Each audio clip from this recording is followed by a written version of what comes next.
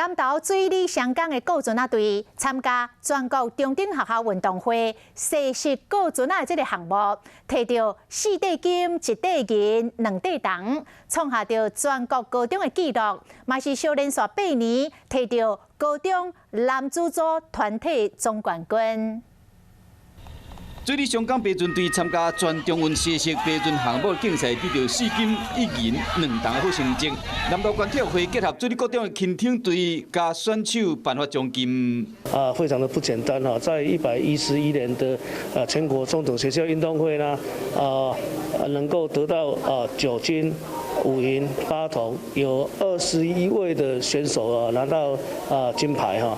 为年初就开始苦练爬船甲轻艇，才有才调摕到遮好的成绩。总教练嘛讲，等到日月潭的这个水上训练中心起好了后，相信未来成绩会更加好。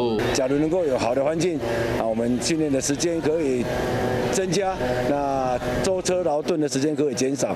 这摆西式爬船团体男子组第8年连霸全国的总冠军，即嘛创下真难挑战的纪录。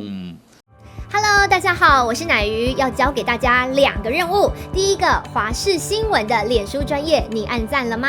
还有华视新闻的 YouTube 频道，赶紧订阅起来，还要记得按赞，开启小铃铛哦。